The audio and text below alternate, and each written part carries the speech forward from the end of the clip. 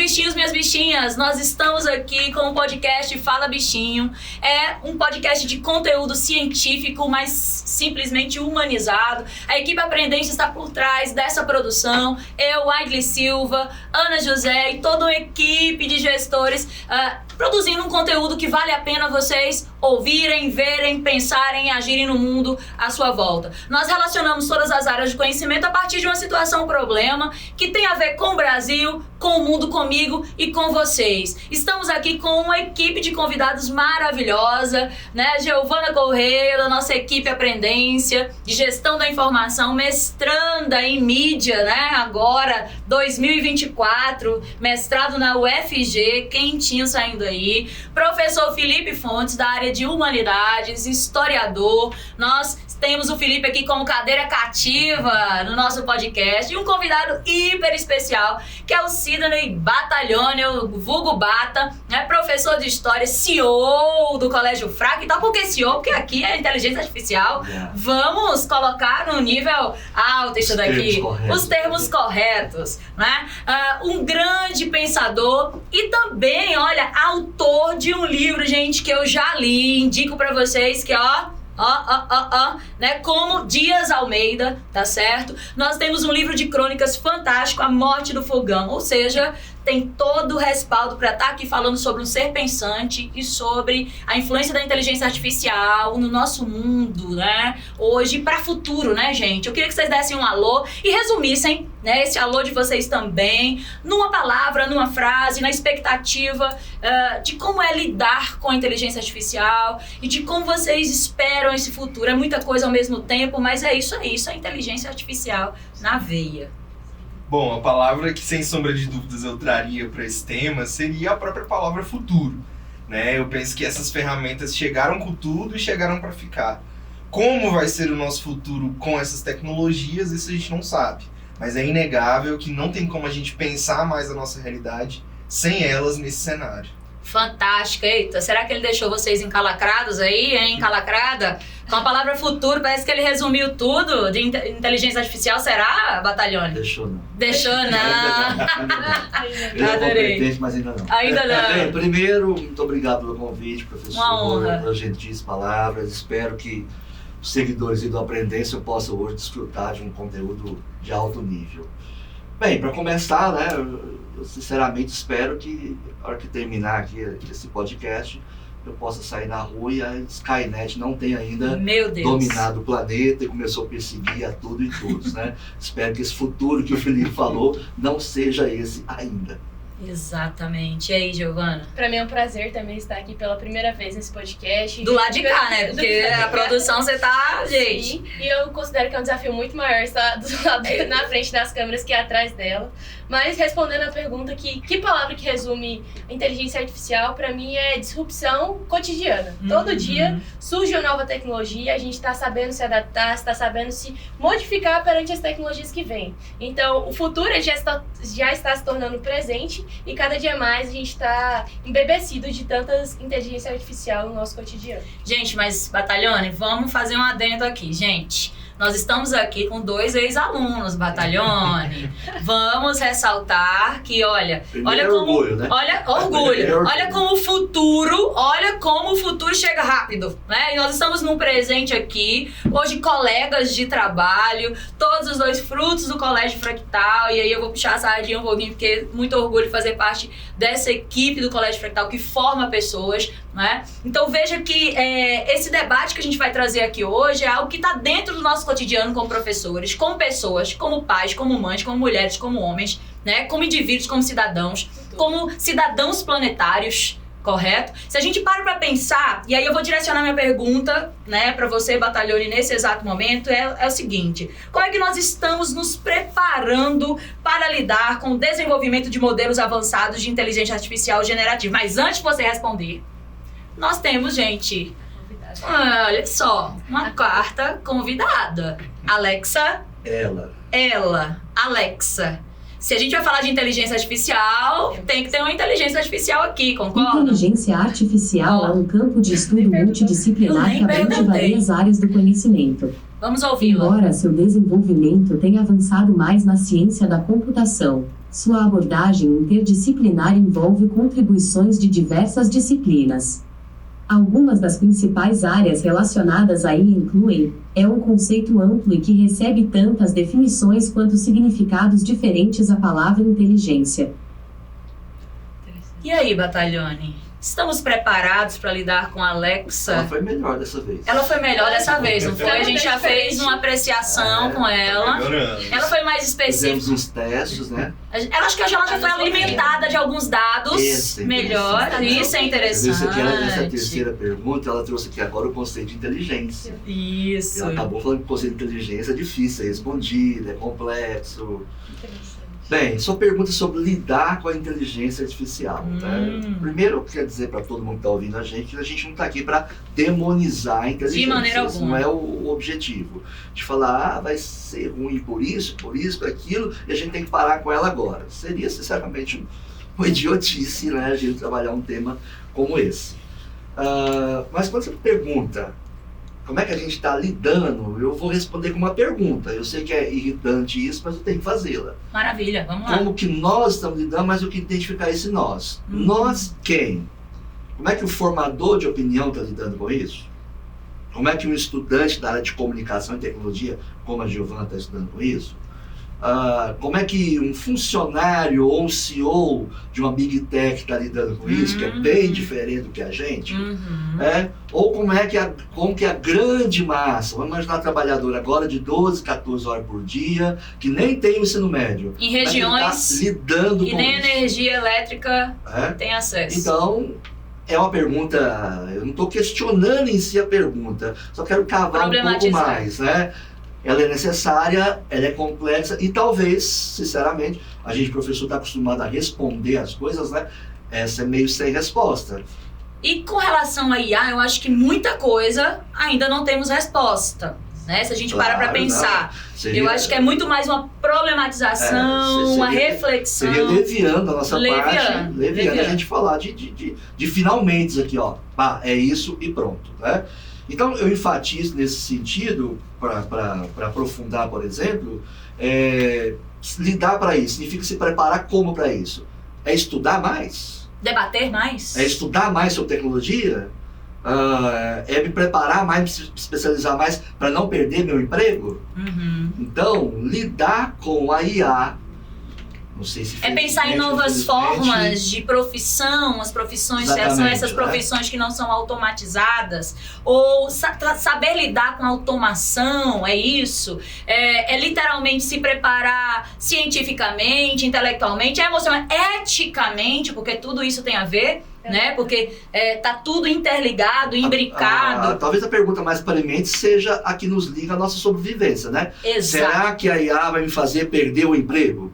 Então a primeira tem a ver com a necessidade. Com a necessidade. Agora, então, eu acho que nossa proposta aqui é de trazer esse problema mesmo. O primeiro é esse. Como é que eu vou lidar com isso? Porque tendo ou não acesso a ela, eu vou ser acometido pelos efeitos da inteligência artificial. De forma direta ou indireta? Direta. Eu nem preciso ter um celular para isso. Exato. Mas vamos pensar nisso, nesse acesso, né, à era digital, tá certo? Vamos pensar nessa inclusão digital. Vou trazer alguns dados aqui para nossa mesa de debate, para que vocês possam refletir. Eu vou direcionar isso para o Felipe Fontes, mas vocês fiquem à vontade em se colocar. Vamos pensar aqui, Felipe Fontes, que se a gente tem, né, a utilização de IA implica também em direto acesso, né, a inclusive aparelhos como esse daqui, correto? Acesso à internet, acesso a tecnologias da informação, acesso a chamadas TIC. Se a gente perguntar a Alexa agora o que seria a TIC, né, essa tecnologia da informação e comunicação, ela vai trazer pra gente um conceito extremamente, né, fechado, bem estruturado, mais técnico. Mas vamos pensar aqui, no ano passado, 60 mil estudantes em Goiás não utilizaram a internet. 211 mil não possuíam telefone celular para uso pessoal, conforme pesquisa do IBGE. Para vocês terem noção, né?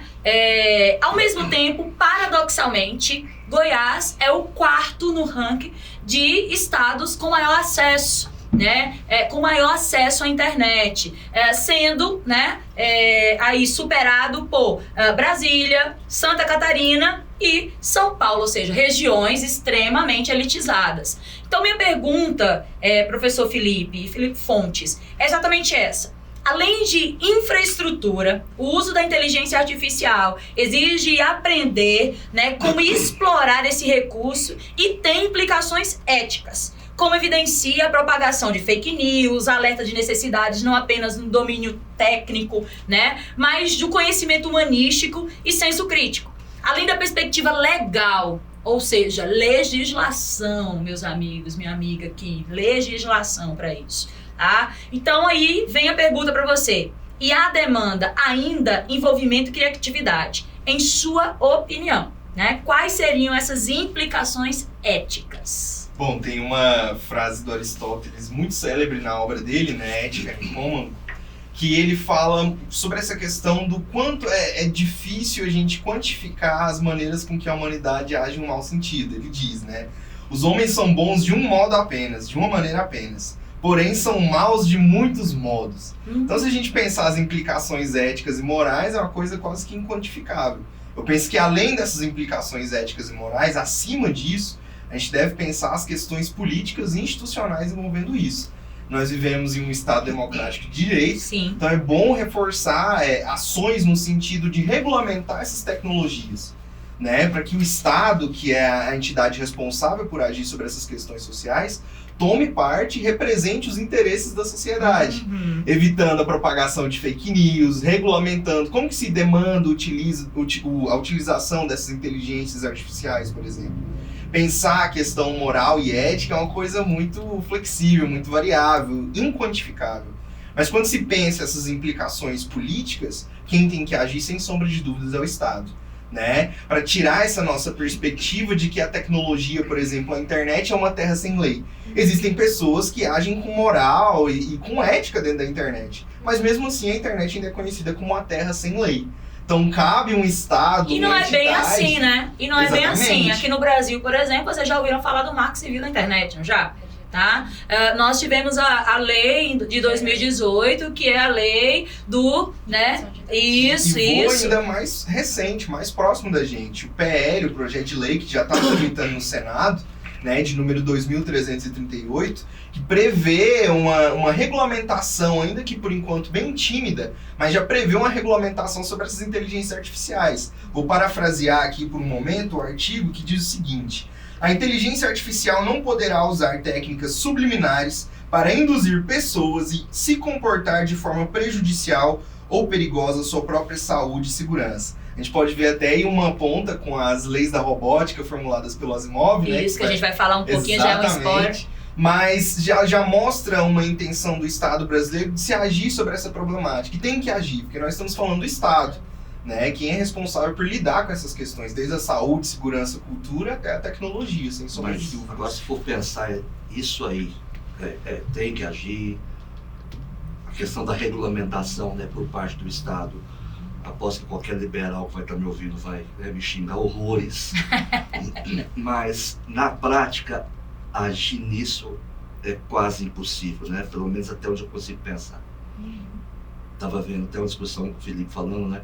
Essa discussão do alcance negativo da inteligência artificial hoje tem muito a ver com a discussão que se faz em relação à bomba atômica, às células-tronco. Sim. Mas se você for comparar com bomba atômica, por exemplo, né? O efeito dela na prática é quando uma bomba atômica dessa é lançada. E é uma arma de destruição em massa, né, letal, e que existem convenções internacionais para que se impeça a proliferação disso hoje. Né? É o contrário da inteligência artificial. Isso. É absolutamente o contrário, né? Porque as Big Techs, hoje, vamos ser sinceros, o poderio político delas, Muito provindo grande. do poder econômico, é gigantesco. Imensurável. Chegar um momento que vai ser Literalmente, imensurável. é tão imensurável quanto o poder da inteligência artificial. É o poder dessas Big Techs. Então, falar de regulamentação passa a ser uma coisa óbvia, né? Mas não é nada óbvio o como fazer. Até isso, porque tem né? relações de poder por trás Nossa, disso. né? Jogos de interesse por trás Você disso. entra num campo de uma subjetividade gigantesca, né? Mas aí um problema que já é real. Quando você fala internet, é uma terra sem lei. Acabei de lembrar, inclusive, até pouco tempo atrás, estava na Netflix um documentário sobre um site de entretenimento adulto chamado Pornhub. E aí o documentário tratava justamente, né, das questões jurídicas e criminais que esse site estava enfrentando.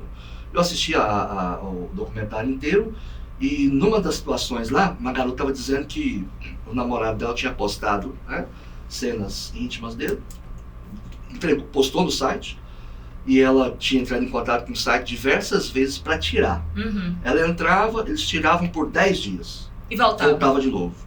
Isso Ou foi seja, durante uns 6 meses. Privacidade zero, Ela né? cometeu suicídio. Deus, Isso que foi tragédia. durante uns 6 meses, né? E os parentes lá falando que não houve, não conseguiram, né? Fizeram boletim de ocorrência, processaram, tudo mais. Isso não adiantou nada, absolutamente nada.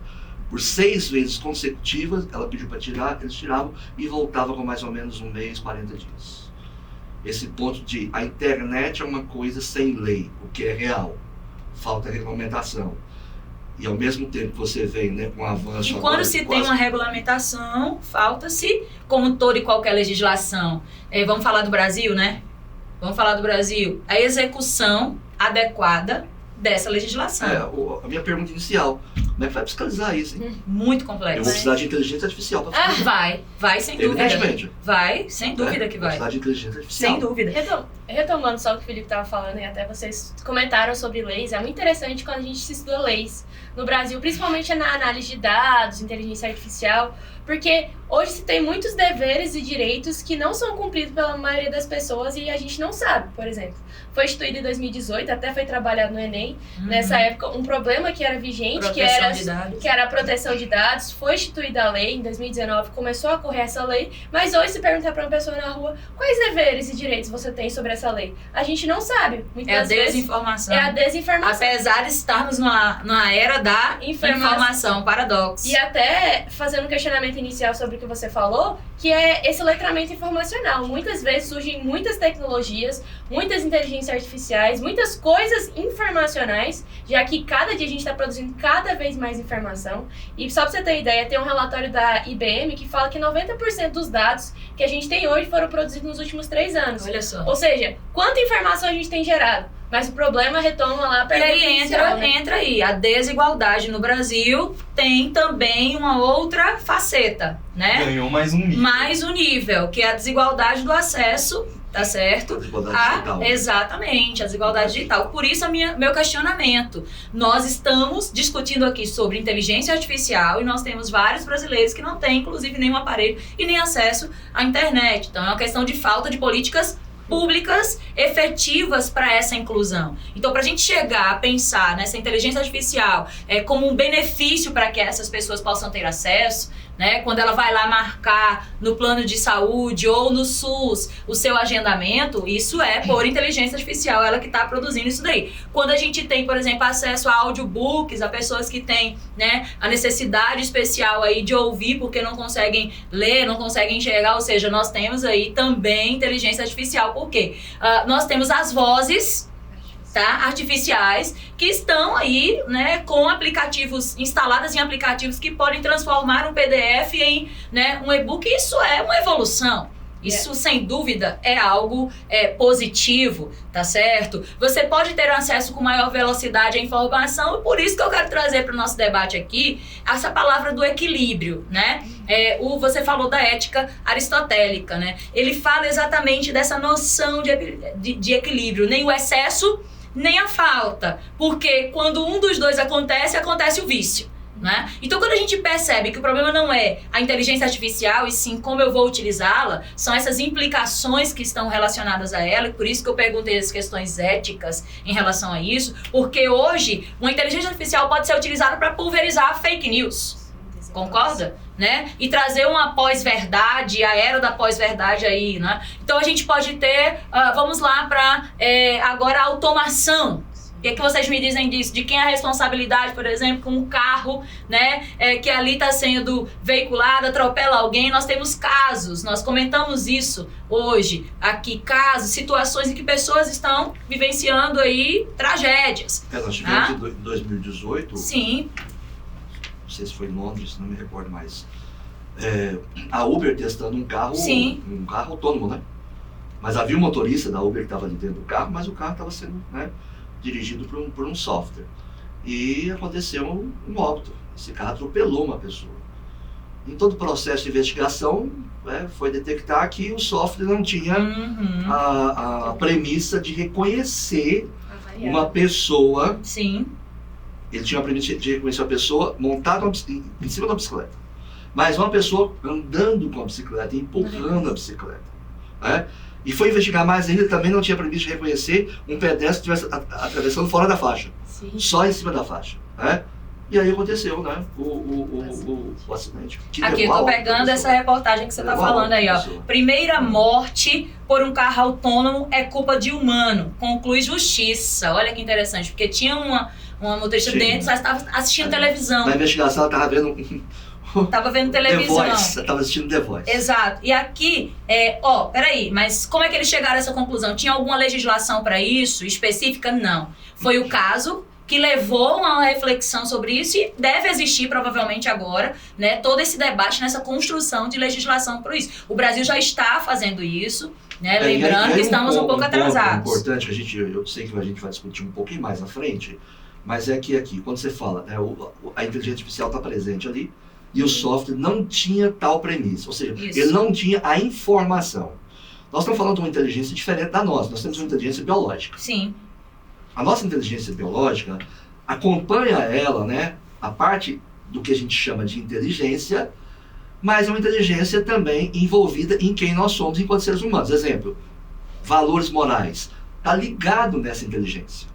Essa inteligência artificial não, é uma inteligência lógica, ela é racional. Então, vamos imaginar no último nível da inteligência artificial. A gente está no primeiro, chamado inteligência artificial estreita ou fraca. Vamos pensar lá no último. Quando a inteligência artificial chegar num nível de maior inteligência que a nossa. Super inteligência. Qual vai ser a premissa? Que dado alimentou essa inteligência? Porque aqui nós tivemos um problema, né? Real. Mas bem no início, não ter reconhecido... Gente, uma coisa que para nós é óbvia. Né? E tem um outro fato, aconteceu em 2018. O Google teve que se desculpar, a reportagem está aqui, ó. O Google teve que se desculpar por racismo. Não sei se vocês leram sobre isso. Sim. Porque nas fotos que teve um usuário do Google Fotos, né? Estava tirando e foi ver que o Google identificava como gorilas os seus amigos, né, de origem afrodescendente. Absurdo. Ele foi alimentado por quem? Por um racismo estrutural. A reportagem está assim, né? O algoritmo racista do Google. É evidente que a inteligência artificial não é racista. Nós estamos falando mas ela foi alimentada por um ser humano que se alimenta. Exatamente. Aí volta a discussão que fez com o Felipe aqui. Implicações quando se fala éticas. da ética nisso, quem está alimentando? Exatamente. Ou melhor, como está alimentando, né? Quem a gente sabe. E vamos pensar nessa revolução que a gente está vivendo. Do chat GPT. Coisa de, Giovana, menos de um ano, nós estamos com uma revolução total de acesso. Eu vou fazer esse bate-bola aqui. Atira a primeira pedra quem nunca usou o chat GPT. Eu acho que... Quem será aqui? Quem será, Batalhone? Eu ainda não. Você ainda não? Você tá virgem nisso ainda, então. Com 50 anos. Com 50 anos. É puro, gente. Agora vamos lá. O ChatGPT, né, é uma aposta que está sendo desenvolvida para melhorar a educação, né, com proposta de inovação para elevar padrão de vida, contribuir para a solução de problemas. Essa é a grande aposta para eles. Saúde, meio ambiente, tudo isso pode ser melhorado a partir, né, desse desenvolvimento, dessa alimentação que se tem desses dados e da, né, construção de várias produções, ou seja, o ChatGPT Pro, ele está aí revolucionando 4.0, tá? E aí minha pergunta é, o ChatGPT e outras IAs, né, são tanto um avanço quanto um perigo? No século XXI, a IA é uma ficção ou uma realidade? Giovana, gestora da informação. Pergunta muito polêmica, eu diria, porque a gente trouxe aqui diversas perspectivas do que é IA. Muitas pessoas acreditam que ela ainda é uma ficção, como mostrado em diversos filmes e séries, mas tem outras pessoas que confirmam que isso é uma realidade, como, por exemplo, a fatalidade que aconteceu. Só para efeitos técnicos mesmo, para trazer para quem gosta mais dessa área, tem um livro chamado Inteligência Artificial, do Zero ao Metaverso, da professora da PUC São Paulo, Marta Gabriel. Lá ela explica a diferença da inteligência artificial descritiva e a inteligência artificial generativa. Essa que a gente está ouvindo aqui é a generativa. Ela faz até uma metáfora que essa inteligência artificial ela é como se fosse um artista. O artista vai lá, faz sua performance e mostra todo o conteúdo através da sua caracterização. Já a descritiva é o problema que aconteceu exatamente no caso do Uber. A pessoa não escreveu o prompt certo. E aí, essa falha humana, né? É uma falha humana em relação à descrição do código mesmo, da programação. E aí, entrando na pergunta que a professora Whiteley fez, o ChatGPT. O ChatGPT, ele vem numa combinação que a gente não sabia da Covid-19. A gente, assim, percebeu através da Covid-19 a aceleração de tecnologias que veio. Até porque as pessoas foram obrigadas a ficar dentro de casa, foram obrigadas a usar tecnologia no seu dia a dia. Eu, por exemplo, nunca tinha gravado uma videoaula, né?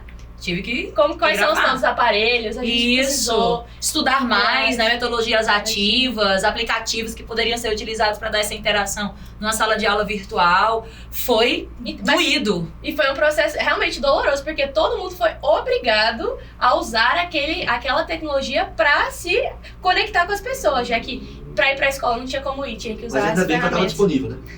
Sim, mas a minha crítica é exatamente a gente que é do mundo da educação, como a educação ela demora a chegar, está aberta a isso. Né? A gente demora muito em outros campos. Em outros campos é muito mais rápido. Já teria que ser vanguarda. E há uma resistência muito grande ainda em continuar, né, aberta a isso. Então, isso vai acabar com a criatividade, isso vai acabar com isso. É o medo, né? O medo do desconhecido é muito grande, né? O inimigo imaginário. Então, assim, isso é que é não demonizar a IA. Né? É muito importante. E eu acho que dentro desse contexto de pós-pandemia, exatamente 2022, surge o ChatGPT. Pra gente era novidade, mas para as pessoas que estavam dentro da tecnologia, para as pessoas que conheciam, tinham ouvido falar, mas não sabiam exatamente a prática do ChatGPT. E hoje, exatamente quando a gente está gravando, passou um pouquinho mais de um ano, a gente percebeu o impacto do ChatGPT pro mundo, né? É uma tecnologia que veio e conseguiu muitos usuários de pronto, 2 meses, 100 milhões de usuários. Nenhuma rede social, nenhum aplicativo tinha conseguido isso. Então, esses dados mostram que a inteligência artificial ela está deixando de ser uma ficção em diversos campos para se tornar uma realidade. Eu até estava vendo semana passada a que ponto chegou a inteligência artificial. Eu fui ver uma coisa assim básica. Eu fui ver uma air fry com inteligência artificial. Eu falei, realmente, todas as coisas estão conectadas, todas as tecnologias estão conectadas, até porque a gente vive no mundo da internet das coisas, onde todas as coisas estão conectadas, e a gente produz muita informação através do Big Data. Então, esses cenários que eram construídos nas ficções científicas, nos filmes, está se tornando realidade cada vez mais. Então não é ficção, é realidade. Em 5 dias, é verdade que em 5 dias o ChatGPT conseguiu quanto, Giovana? 1 milhão de usuários. Uau! Coisa que algumas redes sociais conseguiram em 2 anos e meio. Instagram 2 anos e meio, não é isso? 2 meses. 2 meses, isso. Então, assim, outras redes sociais demorou 5 dias. Quer dizer, daqui a pouco, em segundos, a velocidade ela é muito grande, né? Então, uma das coisas que caracteriza a IA é a velocidade, esse poder de coletividade, né? Agora, a minha grande questão é, você está me falando aí de um processo, né, evolucional muito veloz. Muito rápido, né? Muito rápido. Então, você está me falando aí que o homem digital, ele hoje, ele está num cenário com muitas ferramentas. E podem ser utilizados para vários fins, desde os maus até os bons, né? Esse é o questionamento ético que a gente faz. Exato. Aí a grande questão, o homem digital. E o homem analógico. Olha só. Será e aí, historiador, me fala disso daí. Essa revolução industrial que a gente teve lá. Quem de fato é o homem digital? Como que ele pode ser caracterizado? Isso. Né? Para nós é muito simples você pegar. Acho que vocês, né, Felipe, pela idade que eles têm, né? Eles são os nativos digitais. Nós. Mas não pense que vocês têm vantagem em relação a gente, não, tá? Porque qual é a nossa vantagem? Vamos usar. A gente viveu o analógico e está vivendo o digital. Isso. Né? E mais ainda, né? Vendo agora a transformação desse digital. Porque, de novo, quando a gente chegar no nível da inteligência artificial, vamos dizer, a terceira fase né, da superinteligência, acho que essa palavra digital vai estar em desuso já. Vai ser uma outra coisa. Né? Esse homem porque aí você falou de Revolução Industrial. Né? Eu costumo até, algumas aulas me lembro que eu falava assim para meus alunos. A primeira e a segunda Revolução Industrial, você tinha um padrão onde o homem fazia a máquina fazer. Uhum. Na terceira, você tem homem fazendo máquina fazer e começa máquina fazendo outra máquina fazer. Máquina Isso. controlando máquina. Isso. IA controlando IA. Quarta Revolução Industrial, máquinas fazem, máquinas fazem. Máquinas fazem. Eu acho que na quinta vão ser máquina fazendo o homem fazer. É possível. É? Será que a gente já tá Mas já- vivenciando um pouco Vai, isso? Será? Total. Fica 2 dias sem celular.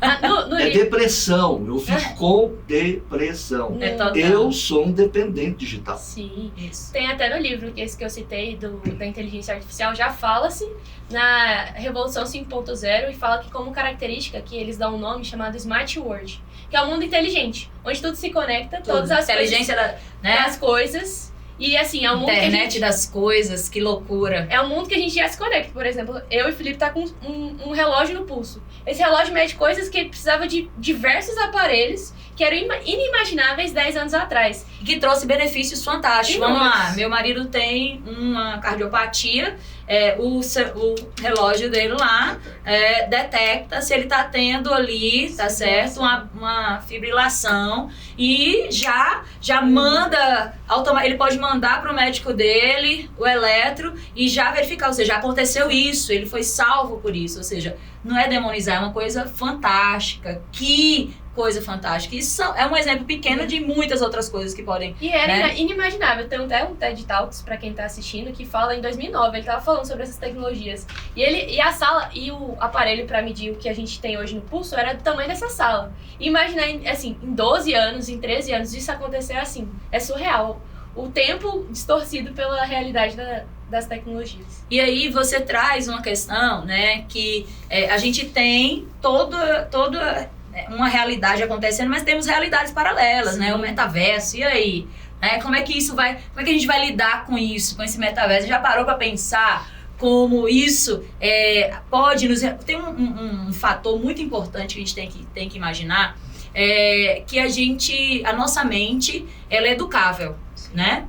E essa mente educável, ela vai, obviamente, ter uma percepção cognitiva ou não de determinadas coisas. Nós temos essa capacidade cognitiva para viver contextos em que um robô está tendo direitos sociais, assim como um ser humano, né? Direitos humanos, direitos dos robôs. Será que a gente tem? Vou jogar essa problematização, mas a gente vai responder isso mais pra frente, né? São coisas que eu quero trazer aqui pra gente refletir. O Kai-Fu Lee, um dos maiores, né, hoje, intelectuais de inteligência artificial, ele traz no livro dele, Inteligência Artificial, algumas ponderações que eu queria fazer com vocês aqui, que eu queria pensar com vocês coletivamente, né? Ele diz, no início do livro dele, ele faz um relato muito interessante, que ele estava no jardim da infância, ele disse assim, que eram as mesmas perguntas com níveis próprios de linguagem, mas desde ele dar uma palestra a grandes estadistas, grandes executivos, a crianças do jardim da infância, as perguntas são as mesmas. Olha só algumas dessas perguntas, tá? Ele diz assim, olha, vamos ter professores robôs? E se um carro robô bater em um carro robô e nos machucarmos? Isso já aconteceu, acabamos de ver aqui agora, né? O exemplo aí. Tá? As pessoas se casarão com robôs e terão bebês com eles? Os computadores vão se tornar tão inteligentes que poderão começar a mandar na gente? Se os robôs fizerem tudo, então o que nós vamos fazer? E aí minha pergunta para vocês vou jogar essa bomba de ar aqui para vocês agora. Como vocês também se questionam acerca desses pontos de conflito homem versus IA? Eu sei que você tem uma teoria, daqui a pouco você vai falar dela, que não é bem homem e IA. Vou deixar você para falar por último, porque eu quero essa bomba aqui. Vamos lá, Felipe Fontes. Bom, eu gostaria de trazer o cinema para se pensar esse conflito entre homem e máquina. Falou tudo. Tem uma frase do célebre cineasta francês, importantíssimo para a história do cinema, né, o Jean-Luc Godard. Ele diz o seguinte, né? A arte nos atrai pelo que revela de nosso eu mais secreto. Ixi. Então esse conflito entre homem e máquina tem muito a dizer sobre o ser humano. E é um conflito que, quando a gente para pra pensar, a gente imagina, bom, é algo de hoje, né? Você pensa lá no Exterminador do Futuro, ali da década de 80 até os dias de hoje, esse conflito e tudo mais, mas na verdade não. Em 1927, né, olha a data, em 1927 a gente já tem o filme Metrópolis, do cineasta austríaco Fritz Lang. É um filme interessantíssimo, recomendo, tem na internet e tudo mais, que conta a história de uma cidade chamada Metrópolis, uma cidade super futurista, no ano de 2026, ou seja, Profético, muito próximo do isso, que a hein? gente está vivendo hoje, onde o ser humano alcançou um apogeu tecnológico imenso. E nessa cidade, alguns robôs criam consciência e passam... Olha o dilema. Os robôs passam a substituir os seres humanos no trabalho. E Nossa, passam a tomar o 1927. controle da cidade. 1927. Nós estamos lá em 1927, nem se pensava em celular, nem nada disso. E esse cineasta austríaco traz essa obra com essa reflexão, com esse medo, com esse temor. Isso em 1927. Em 1984, a gente tem o clássico do cinema, né, O Exterminador do Futuro, pelo James Cameron. Não, e a gente tem outros também, que é o quê? Né? De Volta pro Futuro também, Exatamente. profético demais. O Homem E Bicentenário. no Exterminador do Futuro, nós temos uma inteligência artificial que se cansou da humanidade por tudo que é exterminar ela, que é a É Skynet. Skynet. E o futuro de Exterminador do Futuro, ele acontece no ano de 2029. Isso. A gente vê aí algumas datas, 1927, 1984, 2026, 2029, datas tão distantes, mas tão próximas da gente, né? Esse embate entre os seres humanos e as máquinas, ele diz muito respeito aos nossos medos, Muito. anseios, expectativas em relação ao futuro dessa inteligência artificial. E algo que não é de hoje, né, de 1980, já está ali no começo do século XX sendo embrionado. Então é interessante pensar nisso porque em um eventual embate entre nós e essas tecnologias, ganha quem processa as informações mais rápido. Mas vamos mais longe, Então, Felipe. Vamos mais longe. A gente tem o filme Os Vingadores do Ultron, né? Olha só que coisa louca, né? O Tony Stark aí, não sei se pronunciei qual é, você é um grande fã da Marvel, cria ali a proteção para suas máquinas, cria uma inteligência artificial de proteção às suas máquinas. Aí essa inteligência se volta contra ele, essas máquinas vão matar, né? Vão ter uma revolta aí. Ele, né, tem que controlar uma IA para controlar essas máquinas. E é interessante porque no filme a inteligência artificial começa a dar problema quando ela acessa a internet. No primeiro momento que ela acessa a internet e vê tudo que o ser humano tá fazendo, ela fala, poxa, essa humanidade tá errada, peraí que eu vou Olha resolver. aí. O problema é a internet. O problema é a internet, né? Mas vamos lá, gente, se a gente para pensar nisso daí, é uma situação, um problema que a gente tem que refletir. E o Val Harari, ele traz em várias obras dele, mas ele essencialmente escreveu recentemente um artigo, depois a gente vai falar um pouco mais sobre ele, mas algumas falas dele têm me assustado um pouco. Um grande intelectual, filósofo, historiador, ele fala que assim, olha, não sei se os humanos, né, podem sobreviver. Ao quê? A IA, gente. Tá? Será que é fatídico isso? A tecnologia, né, permitirá hackear seres humanos. Tá certo? Ou seja, até que ponto homem versus máquina, máquina versus homem é o maior dos nossos problemas, professor Battaglione? Ou temos outro aí? Eu acho que esse não é o maior e vai demorar muito para ser. Felipe trouxe essa questão. Aliás, falar dos artistas aqui, né? O artista é alguém além do seu tempo, né? Além do seu tempo. Além, o cara é em 1927, né? Então, Vamos combinar.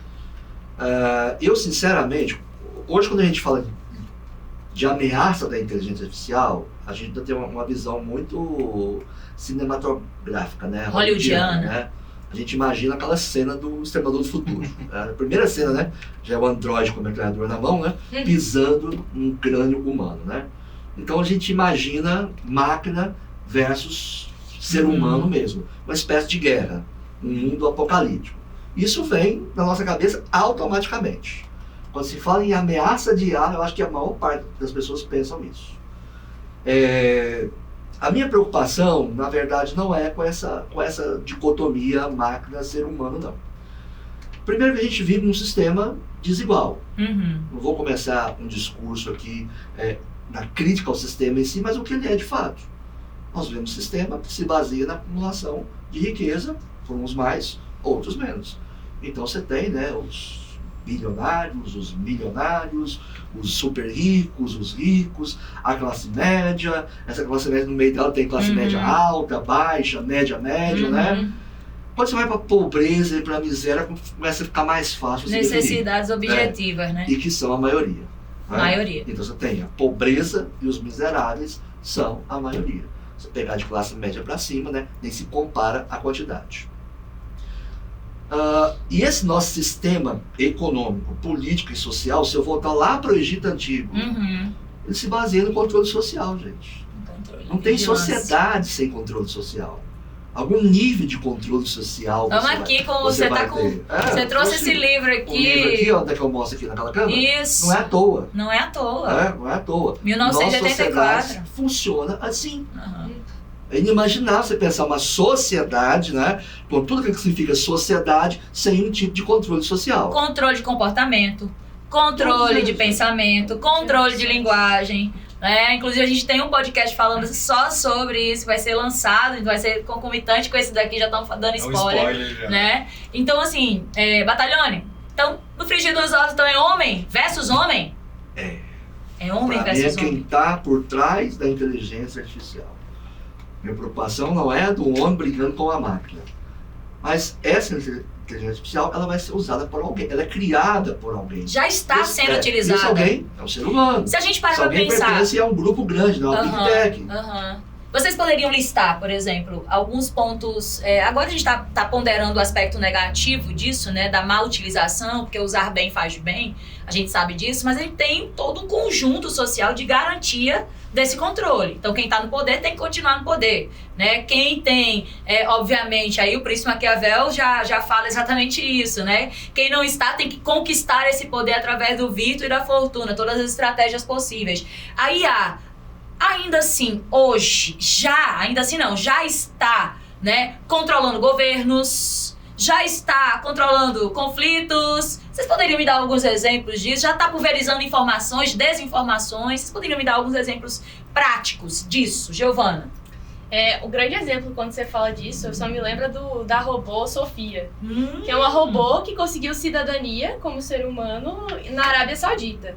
E por que eu quero trazer isso? Porque a inteligência artificial, ela tem sim seus prós e seus contras, mas muitas vezes as pessoas ficam nessa dicotomia, né? Elas não fazem reflexão sobre realmente qual que é o papel nosso como ser humano na nossa sociedade. Tem uma frase que eu gosto muito, que é da Marta Gabriel, que ela fala assim: a única maneira de nós não sermos substituídos por robôs e inteligência artificial é nós não sermos um robô. O que ela quer falar com isso? A gente tem sentimentos, a gente tem atitudes como ser humano, a gente tem diversos outros fatores que nos tornam os humanos. Só que a pergunta que fica é: o que nos torna os humanos? O que faz com que a gente seja diferente de uma máquina? E exatamente a resposta dessa pergunta é o que é a resposta para esse questionamento. O que nos diferencia de uma máquina do ser humano?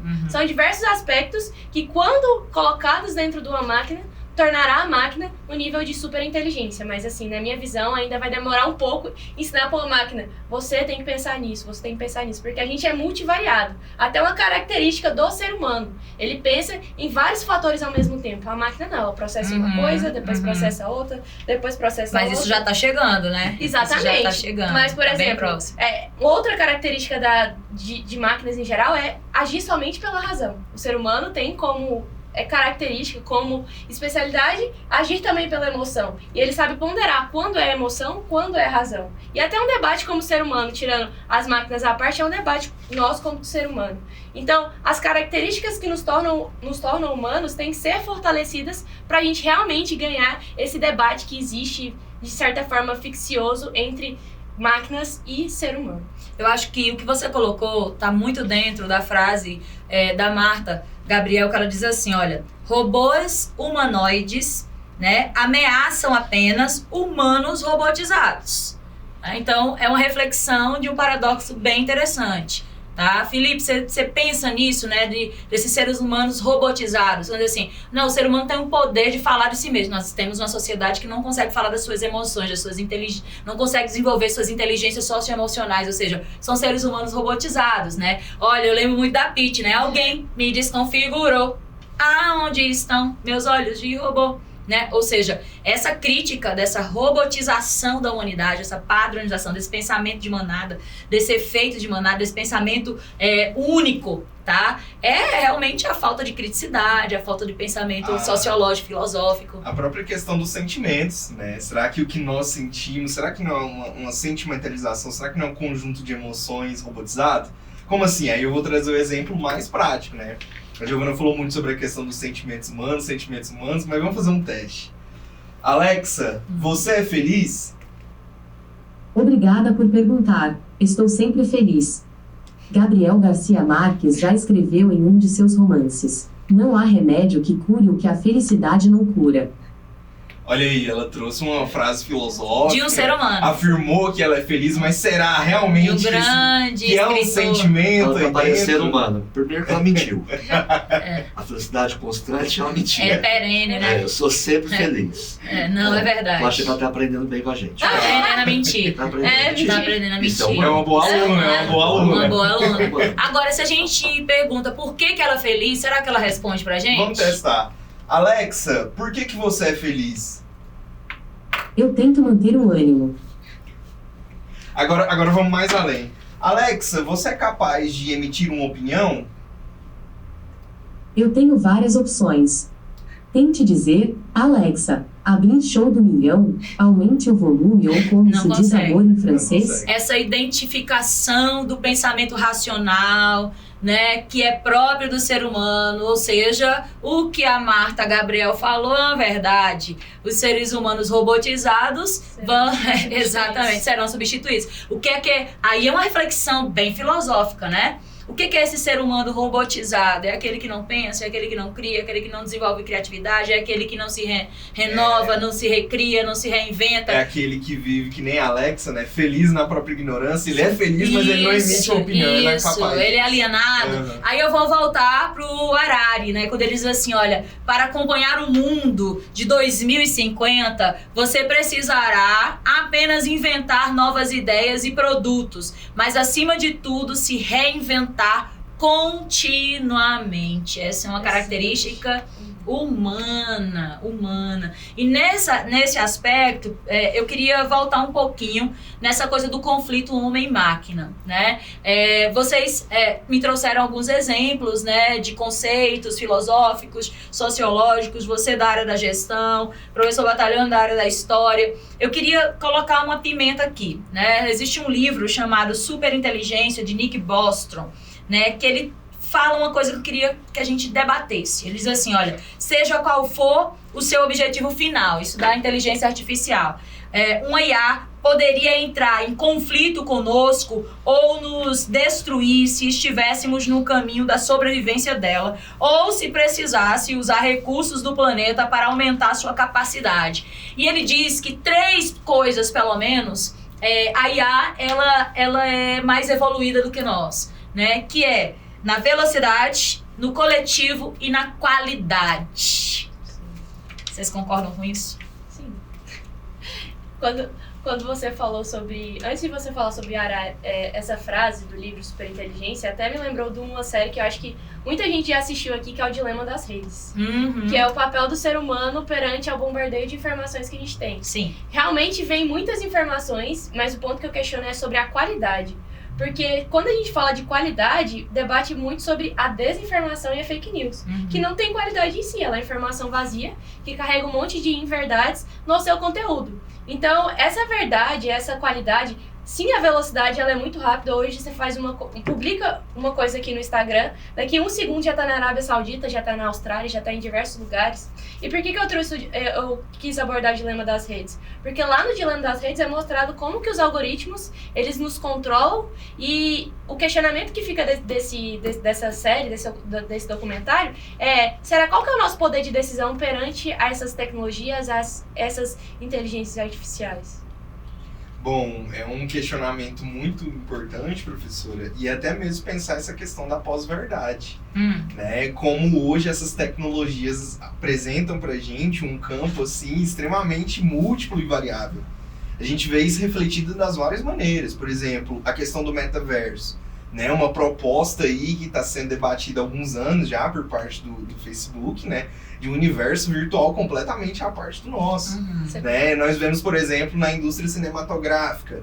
Hoje, se você vê os filmes mais populares que a indústria cultural mostra, em grande maioria eles vão discutir temas relacionados a multiverso. Ou seja, vários universos onde... se aqui vários metaversos, é isso? Vários metaversos que, se aqui X não é Y, em outro universo pode ser. E no outro pode ser também. Ou seja, múltiplas verdades espalhadas por vários universos aí. Onde nós vamos parar, Batalhone? No metaverso. E aí?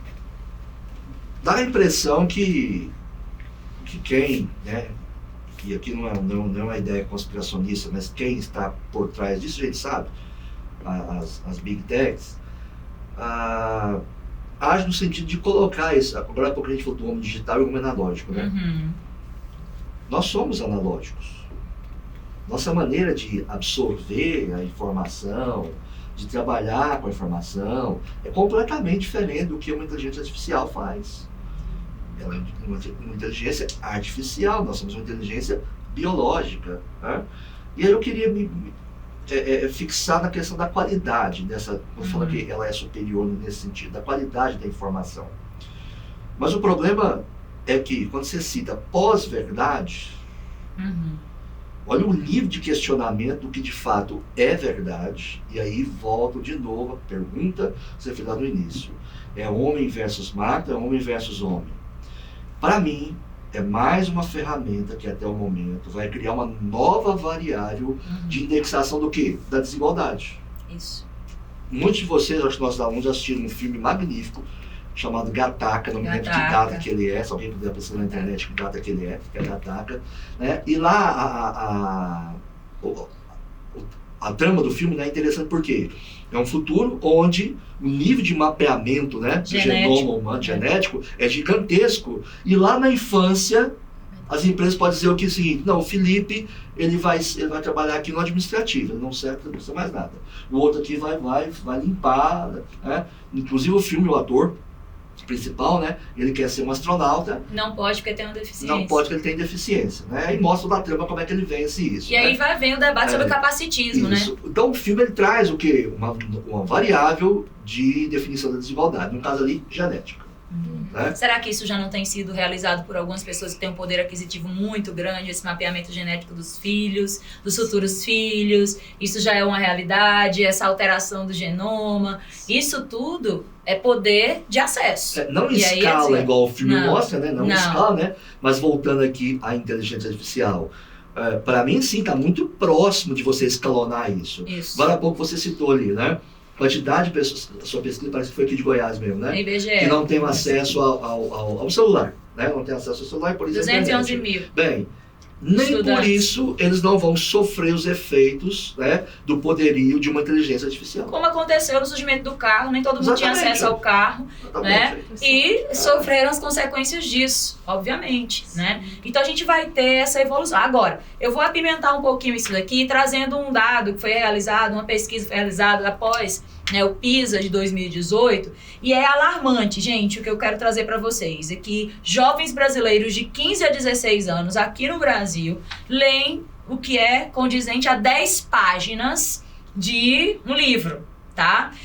No Chile, é condizente, é normal 100 páginas, ou seja, nós estamos falando de duas regiões que têm proximidade, né, aí econômica. E aí a gente tem uma coisa que eu queria pensar aqui com vocês. Vamos lá, nós estamos falando de possibilidades que a IA pode auxiliar nesse crescimento educacional, que é uma das suas propostas, né? Considerando, gente, essa prática da leitura do jovem brasileiro, a IA está em aplicativos de audiobook e acessibilidade, em produção de imagens e vídeos e animações cinematográficas de obras literárias, em análise, em críticas literárias elaboradas por inteligências artificiais, aplicativos, bibliotecas virtuais, planners, através de redes sociais, né? Ou seja, há uma entrega muito grande de obras literárias hoje. Nós temos aí uma pulverização de um conceito hoje que é os booktubers, né? Tá certo? O edutubers, ou seja, a educação, né, via influenciadores digitais que pulverizou-se os booktalks, Hoje um livro, você pega lá na Amazon, isso aqui é o queridinho, né, do TikTok, o mais falado do TikTok, ou seja, é uma categorização. Isso é inteligência artificial que entrega, né? Que literalmente vê o que você está acessando lá e te entrega isso, e as pessoas vão tendo mais acesso, vão lendo mais, vão estando mais próximos como leitores, né? E aí a minha pergunta agora é para vocês como usuários, tá? Felipe Fontes, Battaglione, Giovanni, vocês já tiveram noção, né, de quanto leitores, se esses recursos ajudaram ou não vocês, né, ampliaram ou não, ou reduziram os níveis de leitura de vocês. Eu, por exemplo, o Kindle, tá certo? Essa ferramenta aqui para mim me ajudou demais. Eu tenho aqui milhares de livros que eu carrego, eu quero ter um acesso, eu destaco essas partes, eu compacto, tá certo? Eu leio em qualquer horário, eu leio em qualquer lugar. Então, aqui, ampliou muito mais minha leitura, mas eu tive que, obviamente, criar um hábito, né? Tirar um pouco a minha visão. Olha, claro, amo, o livro físico ainda é uma das coisas mais fantásticas, tá certo? Que eu acho, o cheiro e tudo mais, mas eu tive... Né? É retrô, é chique. Só que eu tive... veja, a gente precisa abrir também nossa cabeça, nosso coração pra mudança, tá? Aí depois do Kindle, eu comecei a acessar os audiobooks. Inicialmente, era estranho pra mim, mas hoje eu não consigo entrar dentro do carro e não colocar um audiobook pra ouvir. Então, isso ampliou o meu nível de leitura, tá? Mas eu tive que adaptar o meu cérebro, o meu acesso. Eu tive que, obviamente, me educar a utilizar esse processo. Claro que existem tipos e tipos de leitura, né? Formas de leitura. Uma leitura mais acadêmica, uma leitura mais para ser aprofundada, mais comparativa. Ela é diferente de uma leitura por prazer. Para além disso, vocês já utilizaram algum tipo de ferramenta de IA e ampliaram ou reduziram a leitura de vocês dois, ainda tem alguma resistência? E aí? Bom, eu penso que essas ferramentas de leitura ajudam nas mais variadas funções. Por exemplo, a Alexa, ela tem a ferramenta de leitura de livros. Então você pode pedir, Alexa, acessa a minha biblioteca da Amazon de tal e tal jeito e lê tal livro. Ela começa a ler para você, e você pode estar fazendo outra coisa no seu dia a dia, enquanto ela está ali lendo para você, literalmente. E vai ler por quanto tempo você pedir. Tal capítulo, tal autor, tudo isso ela pode te ajudar de uma maneira impressionante. Essa é uma das utilizações que se pode dar para essas ferramentas no quesito leitura. Mas eu penso que, independente do uso que nós formos dar, a gente tem que pensar em um conceito muito interessante, que não tem como se desutilizar isso. Já chegamos num ponto onde não tem mais como se desutilizar um Kindle. Ele chegou, ele está aí, você gostando ou não, ele está aí. Né? Mas não tem como você tirar a funcionalidade dele e jogar ele fora, não mais, né? E aí tem uma frase muito interessante de alguém assim que é completamente gabaritado para falar sobre ciência e tecnologia, que é o Albert Einstein, né? Ele fala que o espírito humano precisa prevalecer sobre a tecnologia. Eu penso que independente do uso, seja na literatura, seja nos videogames, no cinema, agora todo o debate, né, de você substituir atores por inteligência artificial e tudo mais. Outro debate. Exato, daria outro episódio. Eu penso que independente do uso que se dê para essa tecnologia, é interessante a gente pensar que o espírito humano ele tem que prevalecer. Para não se tornar uma sociedade completamente robotizada, automatizada, né, onde a gente perdeu o nosso senso de humanidade. Nós somos simplesmente aparatos da tecnologia, né? O celular não é nosso, né? Nós que somos do celular. Eu penso que esse é um medo que a gente tem que evitar. O espírito humano ele precisa prevalecer. Como que ele vai prevalecer? Por meio da leitura, um dos exemplos. Você criar cidadãos, você criar seres humanos, independente se for no Kindle ou no livro físico, cada vez mais capazes de decodificar informações, de leitura, de senso crítico, coisa que aqui, pelo que a gente viu na pesquisa, aqui no Brasil pelo menos, assim, tá em passos severamente tímidos, para ser modesto. Né? Então, aqui a gente está vendo esse dado, por exemplo, que o nosso espírito aqui no Brasil, o nosso espírito humano não está prevalecendo, não. Nós estamos nos alienando. Independente do queimando livros de uma forma de não lendo, né? Uma forma do não século XXI. Não, ignorando. Sendo que tem Exatamente. tantos acessos, né? A contradição. Quanto mais você tem, menos você lê.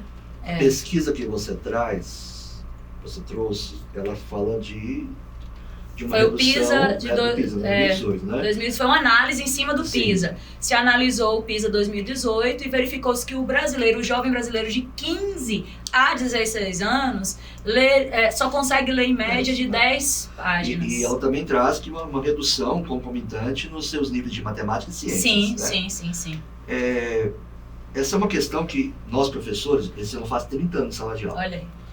Então nós professores, acho que tem umas 2 semanas, eu e o Darlan, um abraço para você, Darlan, nosso professor de física no Fractal, estamos discutindo sobre isso, né? Essas novas gerações, a gente sempre falou sobre essa nova geração de alunos, eles estão melhores ou piores? Nós chegamos até a discutir sobre os professores, a nova geração de professores. E esse melhor ou pior que a gente está falando, não é no sentido da sua nota, não. Não é uma quantificação simplesmente da nota. Ela está falando do quê? Comportamental. Do interesse, da concentração, da análise, da criticidade, da leitura geral de mundo. E a resposta, ela não é boa.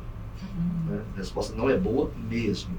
E nesse sentido ainda, a gente entende que a inteligência artificial, né, ou seja, isso tudo que a gente está usando e vai usar, me faz lembrar, por exemplo, de uma cena de Matrix, deve lembrar do primeiro. Primeiro tem uma cena que a Matrix está junto com o Neo fugindo, né? Eles passam o filme inteiro fugindo, né? E ela está no topo de um prédio, ela vê um helicóptero. Ele pergunta para ela se sabe pilotar, ela fala, não, mas eu resolvo isso. Ela pega, liga para o operador da nave espacial, que está fora da Matrix, informa para ele o tipo do modelo do helicóptero, né? Já se adapta. E ele manda para a rede neural direto dela. Né? E ela aprendeu, e entra e pilota. O ser humano não aprende assim ainda. Não. Eu acho que nunca, talvez, vai aprender dessa forma, né? Será? Nunca é difícil, né? É. Mas vamos imaginar que daqui uns 200 anos, então, né? Já se liga na nossa própria rede neural e aprende assim. E aí, nesse sentido, a nossa preocupação chega a ser, quando se fala de informação, né? A gente acaba caindo lá no mundo líquido do Bauman. Sim. Ler, a informação nunca se produziu tanta informação. Mas o que as pessoas estão lendo pra caramba? O post. Sim. A leitura de post. Né? Essa não gera. Mas eu vou além, Batalhão. Eu acho que a educação, ela é como você dialoga com esse jovem, né, com esse indivíduo. Porque vamos falar de uma experiência exitosa, não vamos longe não.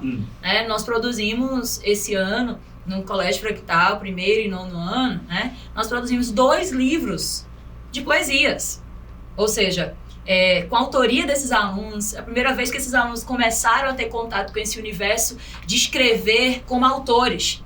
Né? Então, é possível, sim, ainda manter essa ideia de que o ser humano ele tem uma capacidade enorme, ele tem uma voz, ele tem um poder, e aí é como a gente vai desenvolver isso, mas você né? matou a charada quando você falou. Como nós vamos desenvolver forma isso. Que nós vamos nos relacionar com isso, né? Você que forma opinião, você que é um professor. Isso, que demanda ele traz de necessidades que ele vai escrever sobre aquilo que dói nele, ou que dói nos outros. Você interessado, ou seja, você não se deixar robotizar. Não. Aí a gente tem outro exemplo, né? O Felipe e Giovana nos ajudaram nesse processo. Nós fizemos uma simulação da Assembleia da ONU.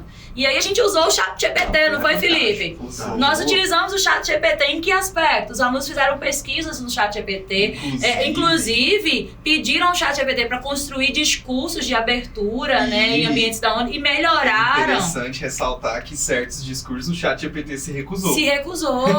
Exatamente. Não posso produzir esse tipo de discurso. E não produzia. Então, o que acontece? Os alunos tiveram que utilizar essa ferramenta e melhoraram seus discursos, saíram discursos fantásticos. Experiência bacana. Inclusive, sabendo fazer as perguntas. Ou seja, saber elaborar a pergunta. E saber utilizá-lo. Aí né? sim, você está falando de um uso da ferramenta. De um uso da ferramenta. E um uso positivo. O aluno soube qual órgão de tratamento ele deveria dar, que linguagem ele deveria. Então, tudo isso a gente analisou. Olha, o ChatGPT, o espírito humano sobre a máquina. Olha, o ChatGPT te entregou isso, mas isso aqui está pronto para o seu discurso? Não, professor, a gente tem que alterar aqui. Aqui eu vou colocar uma alusão, aqui eu vou trazer esse dado, aqui eu quero aquele livro que a gente leu. Ou seja, ele começou a fazer suas conexões. Né? Esse aluno conseguir fazer, vamos chamar de a sintonia fina ali da conhecimento. Isso, exatamente. E aí, é o que a sua experiência também, né, Giovana, como acadêmica, fala um pouquinho disso pra gente. Que recursos você pode dizer pra gente como gestora da informação, que você tá mais dentro desse ambiente de IA? Fala um pouquinho dessas experiências que você quer trazer aí pra gente de IA, de utilização de IA. as ponderações que vocês trouxeram foram super pertinentes em relação à experiência própria, porque cada pessoa tem uma experiência própria com a inteligência artificial. Até para complementar, pessoal, é um assunto que está super em voga hoje dentro da tecnologia, para quem quer pesquisar, chamado CRISPR, que significa o quê? Significa a pessoa conseguir editar o gene no momento que ela quer, do jeito que ela quer. Ou seja, é um tema ainda obscuro dentro da ciência, mas quando explodir essa tecnologia, cada vez mais as pessoas vão usar. Então, relacionado a isso, dentro das redes sociais, eu uso muito sobre muitas tecnologias diversas, principalmente para a leitura de textos acadêmicos. Tem diversas tecnologias que vocês podem encontrar no diretório chamado iFind. Se fala assim. E lá tem diversas tecnologias, por exemplo, a AD Creative, o ChatGPT que ele indica, o Copymatic que ele indica, o Fikin que ele indica, o Manata AI e assim vai. Porque existem diversas ferramentas que eu uso, por exemplo, eu uso o ChatGPT para diminuir o tamanho de arquivos muito gigantes, por exemplo. O arquivo tem 200 páginas, ele consegue resumir em palavras-chave todo aquele conglomerado de palavras. E sai perfeito? Não. Não sai. Eu tentei fazer um teste com um livro que eu tinha que ler sobre redes sociais mesmo, ele é um livro em português de Portugal, e eu coloquei. Ele saiu todo distorcido as análises, você pedia para ele gerar gráficos, saía também já testei colocar, escreva um texto dissertativo argumentativo com tal, também tem falhas, ou seja, daqui a um tempo talvez ele não tenha, porque ele vai ser alimentado, né, vai ser alimentado, mas ainda assim existem falhas, tá? Isso é um processo evolutivo, sim. Né? E o mais conhecido é para gerar texto, né, porque o ChatGPT ele só gera texto. Mas também existem diversas ferramentas que a gente vai até mostrar aqui no final. A principal que eu uso é o Wonder. Ele gera imagens a partir de descrições e fotos. Eu acho isso também muito interessante, porque tem se utilizado também no universo cinematográfico. A pessoa vai lá, coloca as descrições, a gente vai até falar na frente, e vai lá, ele gera imagens, vídeos, e assim, tá falando da revolução da produção de conteúdo, exatamente disso. A pessoa coloca o que quer e a inteligência artificial vai lá e responde de acordo com o que você quer, gerando vídeos, imagens, textos e assim vai. É uma infinidade de conteúdos. Se vocês quiserem aprofundar, o diretório... Eu queria aí trazer um pouquinho, de novo, o livro do Kai-Fu Lee. Ele traz 3 ideias muito importantes no livro, que diz assim, queremos saber o que a automatização de IA significa para nossos empregos e para os que entendemos como propósito. Queremos saber quais pessoas e países se beneficiarão dessa tremenda tecnologia. Nós nos perguntamos se IA poderá nos levar a uma vida de abundância material, se há espaço para a humanidade, em um mundo digital por máquinas inteligentes. Ou seja, mundo dirigido e digital por máquinas inteligentes. O presidente chinês, Xi Jinping, anunciou a meta de fazer a China o país líder em IA até 2030. Tá? E Kai-Fu Lee diz que ele está no processo de conseguir isso mesmo. E argumenta, inclusive, que não vai ter, tá certo, quem possa competir, tá, com alguém que for o primeiro lugar em utilização de inteligência artificial. Mas isso nós já estamos vendo. E aí a grande questão eu vou trazer aqui para o nosso debate o Eu, Robô.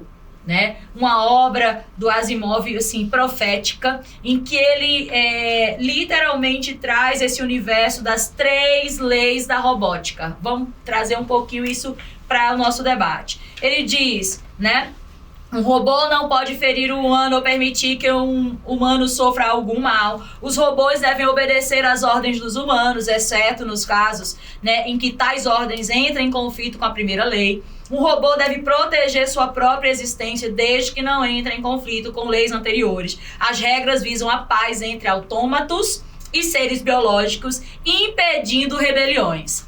E aí, meus queridos, vou trazer outra questão aqui para o nosso debate, tá certo? Sundar Pichai, CEO da Google, pode ser muito prejudicial se implantada incorretamente. Ainda não temos todas as respostas e a tecnologia está avançando rapidamente. Isso me mantém acordado à noite? Absolutamente. Considerando um dos principais estudiosos de inteligência artificial, né, Geoffrey Hinton, decidiu abandonar seu cargo como diretor do Google no mês aí, passado, ganhador do prêmio Turing em 2018, conhecido como Nobel da Computação. Em seus 10 anos de atuação no Big Tech, o executivo teve papel fundamental nas estratégias de IA, mas hoje se diz arrependido do trabalho que desenvolveu. Essas são as palavras dele. Eu me sinto arrependido do trabalho que eu desenvolvi. Será que isso é fatídico demais? Né? Essas autoridades reais de IA dialogam com a preocupação profética e genial da obra Eu, Robô, né? De que forma isso acontece, essa autossuficiência dominando a Terra, tentando extinguir a raça humana, né? Contatada em filmes, livros de ficção, podem acontecer de verdade, rapidamente, diretamente. Vocês acham que isso pode acontecer de verdade? O efeito Frankenstein aí? Vamos lá, o que vocês acham? Felipe Fontes. Bom, o Asimov ele tem um conceito, inclusive, para falar sobre isso. Sou um grande apreciador de ficção científica. E o Asimov, sem sombra de dúvidas, é um dos, se não o autor de ficção científica de todos os tempos. É premiadíssimo. E ele desenvolve um conceito para falar sobre isso, que é o complexo de Frankenstein. Ou seja, a humanidade, ela tem ali dentro das obras dele, né? Tem uma célebre obra dele que esse conceito aparece, que é Cavernas de Aço. Muito interessante, inclusive está no universo do Robô. Que é que o homem desenvolveu essas tecnologias dentro desse universo fictício do Asimov. O homem desenvolveu essas tecnologias, esses robôs, esses autômatos. E ele chega um momento que essa humanidade tem um receio, um pavor, uma fobia, um tremendo medo de criar... a gente teve essa ideia genial de trazer à vida essa criatura.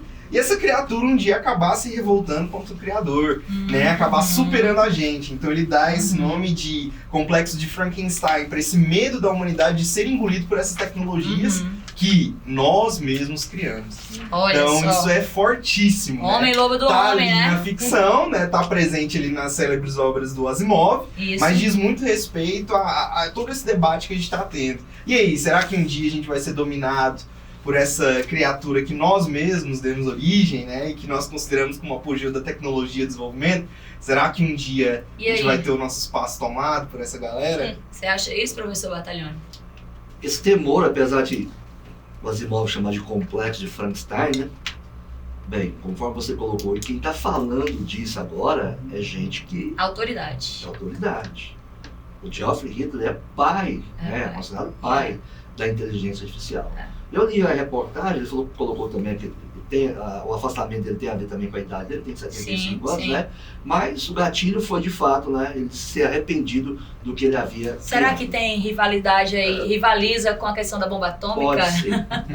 O Asimov, que o Felipe é fã, conhece mais do que eu, no livro dele de 1985, chamado Robôs e Império, ele acrescentou a 4ª lei, que na verdade parece estar assim nas outras 3, que eles chamam de lei zero da robótica. Opa.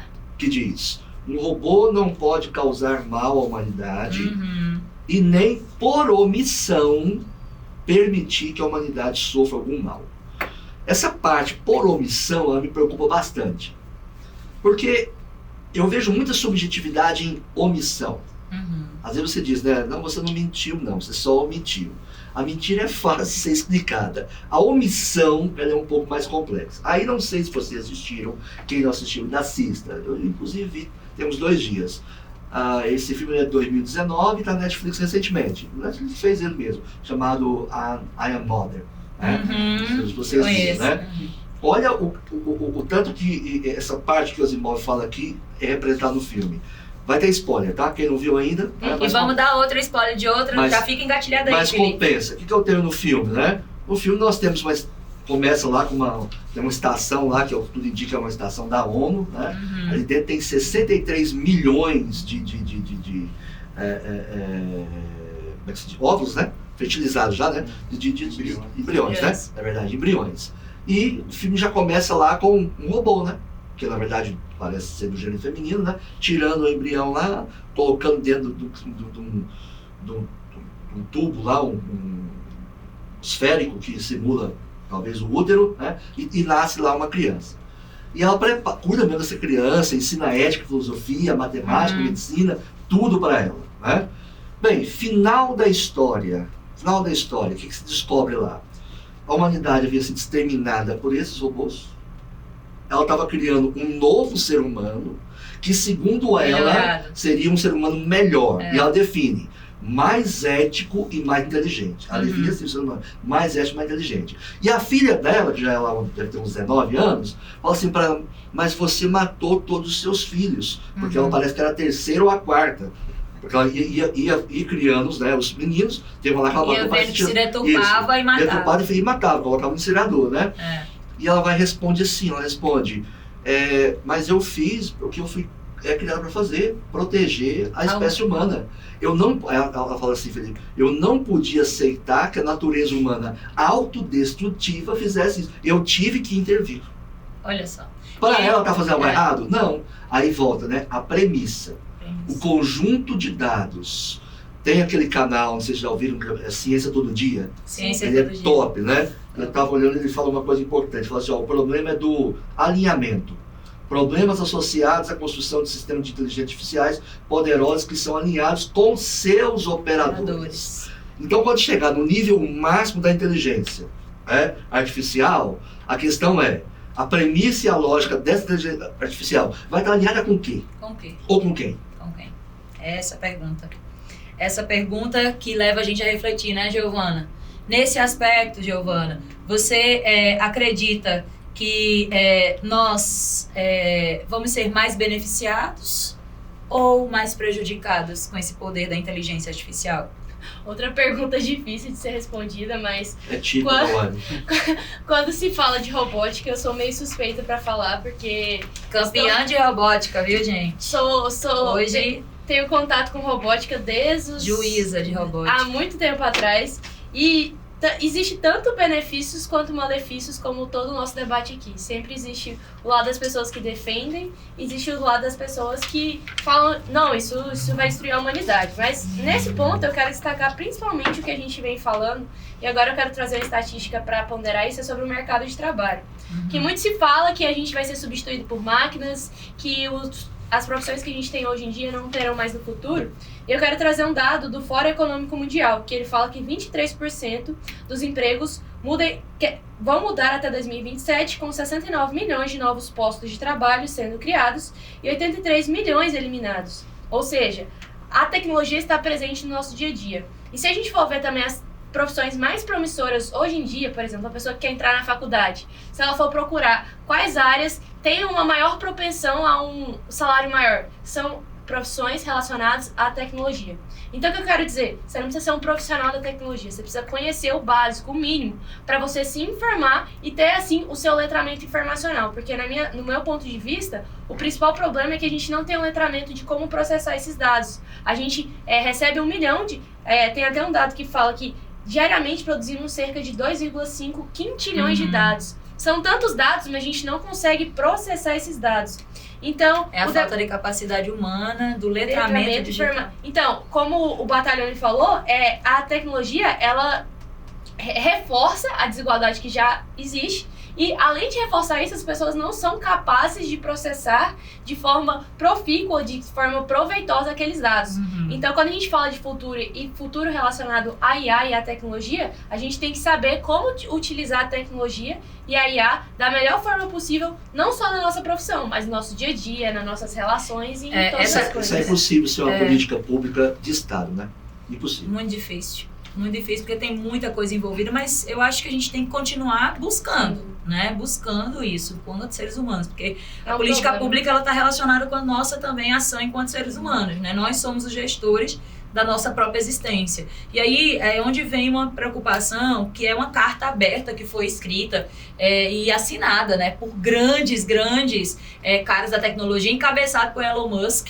E aí ele tem, gente, um financiamento, ele parece que financiou mais de 10 milhões, tá certo, de dólares para uma fundação, que é o Instituto Future of Life, que fala sobre o desenvolvimento adequado da inteligência artificial. Nessa carta aberta, eles escrevem que uma corrida fora de controle para desenvolver e implementar mentes digitais cada vez mais poderosas que ninguém, nem mesmo seus criadores, né, pode entender, prever ou controlar com segurança. Então essa carta traz essa problematização. Ou seja, os grandes da tecnologia, um cara que está pensando inclusive em viagem espacial, tá falando da preocupação Inclusive, dele quem ganha grana com isso, né? ganha grana com isso. E aí a gente grande ganha questão, dinheiro com isso. essa automação vai substituir o emprego de muita gente? Sem dúvida. A gente tem dados que estão aí para provar isso. A gente precisa exatamente, quando você fala política pública para existir, mas tem que existir, porque como é que as pessoas vão se alimentar? Como é que as pessoas vão sobreviver? Como é que as pessoas vão gerir a sua vida se elas não têm o Você básico? falou de 29 milhões de empregos criados. Sim.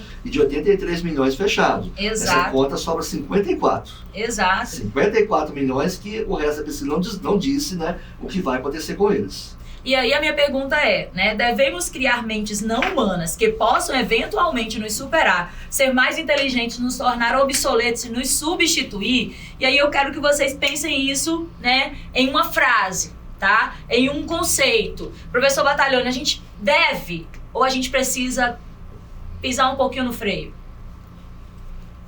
Ninguém admite que a gente está criando a inteligência artificial para a gente ser escravizado. Evidentemente que não. Ninguém admite isso. Seria, né, uma idiotice. A própria carta apresenta uma discussão sobre as mais nefastas consequências. Voltando ao início, ao nosso discurso no início, nós estamos num caminho sem volta. Sem volta. Aliás, essa carta aí, eles pediram 6 meses, né? 6 meses. Até hoje eu não sei entender o que são É. 6 meses. 6 meses. Como se parar 6 meses e resolver o quê? Absolutamente nada. Eu não entendi ainda o motivo de, freia aí 6 meses só, depois vocês voltam. Né? Eu gostaria de mudar o verbo aí, tá? Dever. Obviamente que a gente não deve criar algo que vai nos escravizar. Mas o outro lado positivo da inteligência artificial, você tem...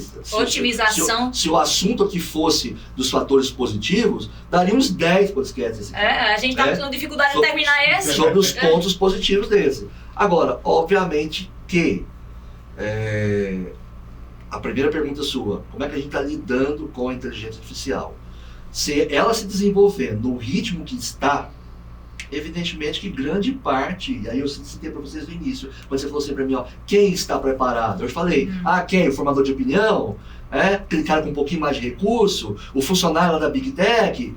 E a maioria do trabalhador que nem tem ensino médio. Mas nós que estamos dentro de uma escola, que tem acesso a isso, nós precisamos estar antenados e preparados. Claro. E precisamos travar debate, a gente precisa sair da nossa zona de conforto de tipos de avaliação, tipos de pensamento, tipos de tudo. Porque, gente, esse o mundo debate ele tem que ser feito assim, sabe, de forma maçante. maçante, Vários maçante, grupos, vários. Escola, né? N grupos Comunidade educacional, isso. Discutir sobre o quê? mercado de Para trabalho. forçar quem tem poder a isso, seja iniciativa privada, seja o Estado, a fazer alguma coisa. Gente, vamos pensar, um médico daqui a 15 anos, o menino que vai entrar na universidade hoje, ele vai estar no mercado de trabalho daqui a 10 anos, o mundo é outro. O mundo não vai ser o mesmo tipo de medicina, Sim. tá certo? Ou seja, Felipe Fontes. E não vai ser o mesmo tipo de profissional, professora. Exato, Eu vou não tem rapidamente nas histórias em quadrinhos para falar sobre isso também, porque para mim é uma representação dos Mundo nossos geek anseios aí. também, exatamente. Lá na edição número 54 de julho de 1968 da Revista dos Vingadores surge o vilão Ultron, né? O que seria esse vilão lá em 1968? Olha como ele representa esse nosso debate hoje. Ele é uma inteligência artificial Olha criada só. com o intuito de preservar a humanidade. Só qual que é a conclusão que o Ultron chega? Não é suficiente os comandos que esses seres humanos me dão. Eu preciso ter a tutela dessa humanidade. Então nós que sempre batemos no peito desde sempre para afirmarmos que somos livres, né? Liberdade, igualdade, fraternidade. Chega essa inteligência artificial e fala, não, isso acabou. A partir de agora eu sei o que é melhor para a humanidade, né? E ele determina nessa relação de tutela com a humanidade para onde o mundo vai.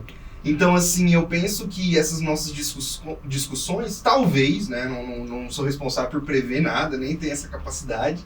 Talvez em um futuro isso possa colocar a própria história humana em xeque, né? Porque por enquanto no nosso planeta não se tem a história dos golfinhos, não se tem a história das baleias, nem dos macacos, tem a história do homem, né? A única e exclusiva do planeta Terra. Mas e se um dia chegarem os robôs e colocarem isso em xeque? Não, a partir de agora você entra no papel de ajudante e eu vou ser o protagonista da história, né? Eu vou tomar as rédeas da minha própria história, a história dos autômatos, das inteligências artificiais e por aí vai. E aí é onde a gente pensa junto aqui. Eu queria pensar com vocês. Christopher Nolan, né, ele trouxe a história de Oppenheimer, né, a história da bomba atômica. E ele deu uma entrevista que eu achei muito interessante. Ele ressaltou a importância de garantir responsabilidade nas inovações tecnológicas, especialmente na inteligência artificial, enfatizando que as empresas devem ser responsabilizadas pelo uso de ferramentas que desenvolvem. E aí, um grande especialista de Oxford, né, Michael Osborne, foi chamado pelo parlamento inglês para exatamente discutir sobre isso, sobre a inteligência artificial tem perigo em comum com a arma nuclear. Né? Então vejam como essa relação ela é interessante, ela é muito interessante. O que a bomba atômica foi, a gente já falou disso um pouquinho antes, pode-se ser, né, muito mais devastador a IA. E quando a IA controla essas ogivas nucleares, né, vamos pensar que os conflitos mundiais, eu até trouxe isso à tona aqui, né? Nós estamos contemplando pela primeira vez, em tempo real, genocídio que está acontecendo na faixa de Gaza. Tá certo? Ou seja, nós estamos, né, sendo bombardeados, obviamente, com essas informações, muitas delas reais, muitas delas irreais, né? E aí o Yuval Harari, ele escreveu um artigo publicado na revista Economics, né? Ele fala desse medo da inteligência artificial, ele diz assim, ó, a revolução de IA está nos colocando frente a frente com o demônio de Descartes, com a caverna de Platão, com os maias. Se não formos cuidadosos, podemos ficar presos atrás de uma cortina de ilusões que não podemos arrancar, ou mesmo perceber que está lá. Nesse artigo, ele nos questiona o que acontecerá com o curso da história quando a IA assumir a cultura e começar a produzir histórias, melodias, leis e religiões. Isso a gente já está vendo em algumas obras ficcionais. Né? Esse curso da história já está sendo construído. Então eu queria saber de vocês, né? Vocês historiadores, vocês da gestão da informação, como isso já está acontecendo, professor Battaglione? Essa talvez seja a pergunta mais difícil que você fez aqui. Uhum. Quando a inteligência artificial começar a criar história, melodia, lei e religião. Essa pergunta, se fosse feita de uma outra forma, seria: o que vai acontecer quando a IA começar a criar cultura? Cultura, é isso aí. Nós já temos, de certa forma, isso, né, já a imperado. disseminação da cultura através dos meios digitais, e agora com o próprio, né, agora há pouco você falou mais do GPT, você tem aí sim, né, todos esses chatbots de pergunta e resposta, eles acabam gerando sim o quê? Um grau muito grande de informação, e que acaba influenciando em quê? Gente, ganha-se e perde-se eleição através disso. Total. Sim. Nós sabemos disso. Nós, talvez, mais que qualquer outro país, Isso. Sabemos isso. Essa resposta sua, sinceramente, ela termina com uma reticência minhas. Quando a IA estiver gerando cultura nesse nível, nós teremos uma reordenação social, uma reordenação moral, uma reordenação política, ética. Só não acredito que econômica. O sistema, para mim, ele consegue resistir a isso. Economia é mais... Essa IA, ela é fruto desse sistema. Uhum. Ela vai sustenta, né? esse sistema, sustenta esse sistema. Esse sistema cria a IA para isso, evidentemente. Né? Agora, todo o nosso outro comportamento, veja bem, gente, a IA fazendo leis. Sim. Obviamente que haverá também muitos pontos positivos em relação a isso. Só que parece, aí sim, aí a gente está falando de algo profético e bem lá à frente. Só que esse bem nosso, as coisas estão acontecendo de uma forma tão rápida, né? Porque pra gente como historiador, a gente está acostumado a tratar questões de 500 anos, 1000 anos. Mas 5 dias, chat GPT foram 5 dias. Então assim, a gente fica meio perdido quando você fala de transformações. Até o tempo histórico está questionado. Ou seja, porque a ideia... O historiador, ele se afasta o máximo que ele pode, né, daquele período, para não ter qualquer outra intervenção, diferente do jornalista, que se aproxima cada vez mais do objeto. O historiador não, ele se afasta, né? Igual o aluno chega agora, pra gente: e aí, professor Battaglione, o que você tem a dizer sobre a guerra da Ucrânia agora? Nada além do que os jornalistas estão falando. Eu vou ter a dizer sobre ela daqui 10, 20 anos. Que você fala toda uma pesquisa fundamentada e historiográfica e com os métodos que o historiador usa. Um jornalista não. Nem estou falando que é um melhor ou até pior. né? Então, sua pergunta talvez seja a mais complexa. Eu só posso responder ela dizendo que uma reordenação do jeito de pensar, do jeito de agir, de comportar, e que vai, evidentemente, afetar a própria moral. Vamos pegar, por exemplo, quer ver? Vamos pegar redes sociais. Estava lembrando, antes de vir para cá, sobre essa questão da mudança do comportamento. Uma amiga minha, mais conhecida que amiga, ela se casou com 19 anos, passou, se não me engano, uns 20 anos casada e separou. Sabe? Separou recentemente. E ao separar, já uma mulher com quase 40 anos de idade. Beleza. Separou e foi passear, né? E ela foi e queria, assim, iniciar um outro relacionamento. O que ela fez? Começou a ir nos bares, nos lugares, nos eventos. Mas hoje não é mais assim, né? Aí a gente foi conversar, ela falou assim, não, eu não entendo mais não, por quê? E ela é bonita, sabe? Eu falei, e aí? Foi facinho de arrumar, não é de jeito nenhum, por quê? Todas as mesas, todo mundo, ali nas redes sociais, e as pessoas chegavam e já tinha assim, um combinado Suas antes, bolhas. né? Um combinado antes, né? Pra dizer. E esse combinado foi através de quê? De aplicativos de relacionamento. Ou seja, já era antes, já se marcou naquele lugar encontrar. No mundo virtual, Isso, na época dela ou nossa, né? O que se fazia? Ia lá para aquele local, né? Isso. Olhava, flertava, paquerava. Agora vê se agrada na Aí vida. ela disse, não conseguiu mais ninguém porque eu fico na mesa e ninguém olha pra mim. Se ela não mudar, não vai conseguir, não. Ou seja, tem uma mudança comportamental. Total. Né? Total. Uma mudança comportamental. E aí, Giovana? Eu vou responder essa pergunta com uma série que eu não vejo muitas pessoas falarem, mas quando eu assisti, eu achei assim, Fantástico. estourou minha cabeça, porque é uma série produzida, é uma série brasileira chamada Onisciente. Nessa série é debatido exatamente como que seria a nossa vida se ela fosse 24 horas observada. É exatamente Bebê na Fonte, em 1984. E eu acho interessante porque a gente vai perceber até que ponto a privacidade e a segurança ela é questionada. Porque nessa série, o pai da protagonista, da principal, ele morre, só que cada pessoa nessa sociedade tem um drone que é controlado 24 horas. Mas coincidentemente, assim, coisa do destino, entre aspas, não tem gravações dessa morte dessa pessoa. E aí começa a investigação. E essa série, ela reflete exatamente, será que quando o poder está inserido, será que a gente tem privacidade? Será que a gente tem segurança? E assim é questionado. Dentro desse contexto também, eu queria ressaltar uma lei que foi escrita e aprovada por vereadores em Porto Alegre, que foi escrita pela primeira vez por inteligência artificial. Então, até que ponto, a inteligência artificial está entrando tanto em leis, tanto em legislaturas e em processos automáticos, que hoje já se utiliza, os advogados já se utilizam para diminuir tanto processos, para diminuir os papéis e assim vai. É positivo, né? Muito positivo. E acho que em todas as profissões tem um lado positivo quanto negativo. Se a gente pegar aqui qualquer profissão, independente do que a gente faça, tem seus lados positivos, tem seus lados negativos, mas depende da gente como usuário saber usar isso. Usar. Né? Exatamente. E por último, você também falou sobre os filmes. Eu fui fazer a minha pesquisa e tem um filme que ele foi exatamente produzido só com inteligência artificial, adaptando e readaptando de acordo com o que os roteiristas quiseram. Então, se a gente pegar o nome dele é Sunspring. Exatamente, né? Sunspring. Por que eu quero trazer isso? Porque a gente vai ver que existe uma diversidade enorme de produções, de reproduções, de coisas feitas pela humanidade que estão sendo hoje criadas pela inteligência artificial. E se a gente for vendo na história, a tecnologia sempre vai adaptando, se readaptando. E hoje a gente tem um futuro meio que incerto perante ao que a inteligência artificial tem para fazer e tem para nos contribuir. E Blade Runner, professor Felipe? Professor, eu vou aproveitar para falar não só sobre Blade Runner, mas tem outras duas obras que eu gostaria de adiantar. São 2 jogos de videogame que tem muito a dizer sobre isso. Mas falando de Blade Runner antes, né, lançado em 1982. Na época de lançamento não fez tanto sucesso assim. Olha o quanto esse filme nos diz respeito.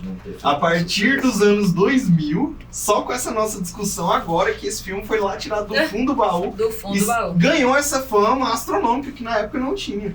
Na época foi considerado um fracasso de bilheteria. Virou clássico agora. Virou clássico. Lembrando que é um livro, né? E aí foi adaptado para o cinema. Exatamente. Por que virou clássico? Porque você tem a história onde um mundo futurístico é habitado por replicantes. Que são androides construídos à imagem e semelhança do homem, mas que têm um período de vida severamente mais curto. Qual que é a questão disso? Foi algo que a gente debateu aqui desde o início. a inteligência humana, a subjetividade humana, a máquina nunca vai alcançar isso, a máquina nunca vai chegar nesse ponto. E se, e aí eu tô falando de uma hipótese da hipótese da hipótese da hipótese, e se um dia essa inteligência artificial chegar nesse nível de subjetividade? É o que acontece em Blade Runner. Você tem uma dificuldade enorme da sociedade em caçar esses replicantes fugitivos, que eles são explorados nessa sociedade. Eles têm uma dificuldade enorme de encontrar esses replicantes porque eles são muito parecidos com os seres humanos. A única diferença é que um vive menos que o outro. Mas toda a subjetividade está ali. E aí eu quero lembrar, inclusive pesquise no YouTube, pode colocar no YouTube mesmo, Blade Runner, cena da chuva. Pra mim é uma das cenas mais lindas. Emblemáticas. Né, que um dos replicantes, prestes a morrer, ele diz o seguinte, olha, pra quem diz que essas inteligências não têm subjetividades. Vi coisas que vocês, homens, nunca acreditariam. Naves de guerra em chamas na constelação de Orion. Vi raios Cs resplandecentes no escuro perto do portal de Tannhauser.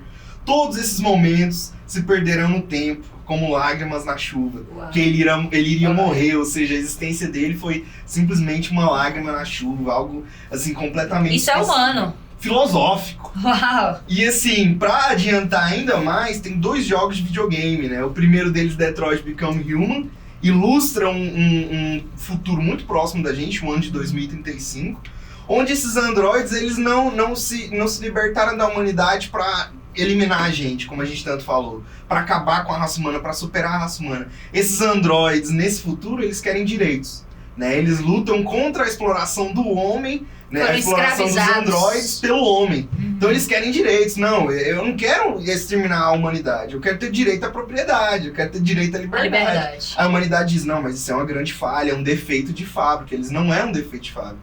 É a nossa libertação de vocês. Né? Então, se você tem esse futuro alternativo onde essas máquinas não querem nos matar, não querem nos superar, elas querem direitos. E aí, eles são humanos, não são? O que nos faz humanos?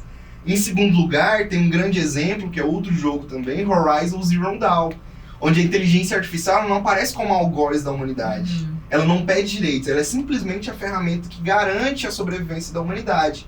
Em um futuro onde o mundo entra em colapso, um grupo de cientistas programa uma série de inteligências artificiais para que quando a humanidade deixasse de existir, eles produzissem uma nova raça humana e eles ensinassem essa raça humana de acordo com os conhecimentos que a gente tem aqui no presente. A nossa cultura, né, os nossos filmes, os nossos filósofos. Então a gente percebe claramente que esse tema da inteligência artificial, ele não está contido na ideia de uma inteligência artificial que vai nos matar, que vai nos superar. Uma inteligência artificial que veio para ficar ou não. Está contido em um debate de que essa inteligência artificial, ela vai ter ao longo dos anos muitas implicações, muitas. Em vários níveis. Na questão dos empregos, aí tem a pesquisa recente da UNB, né, que revelou que até 2026 no Brasil, né, 30 milhões de empregos vão ser substituídos por tecnologia. Olha esse dado, até 2026, não é uma coisa Nós já estamos vendo isso, quando você vai numa lanchonete, o seu pedido é todo touchscreen. Você vai numa loja de departamentos esportivos, você não tem mais atendente. Você vai num ônibus e aí tem uma maquininha que você coloca o seu passe. Exatamente. Já está acontecendo. Já está acontecendo. Então, independente, assim, só para finalizar, independente de como a gente pensa essa inteligência artificial, as implicações dela para a nossa existência, a gente não consegue quantificar. E eu acho que nem vai. É implicação cultural, econômica, política, e é por isso que a gente social. tem que debater, porque Exatamente. vai faltar comida pra gente que não tem relação e não tem acesso a isso e não é capacitado para isso, que já tá faltando comida para quem não tem acesso a um bom trabalho, a uma boa qualidade de emprego, então onde nós vamos parar, né? É por isso que o debate é relevante. Que o efeito mais premente vai ser justamente a perca da empregabilidade. A empregabilidade é que garante comida na mesa do indivíduo. 30 milhões, né? 30 milhões. A minha grande preocupação é que, ou seja, o debate chegue somente, um debate sério, nas esferas que decidem, depois de um caos social. De desemprego, sabe? E vai ser genocídio. Você está falando de desemprego estrutural.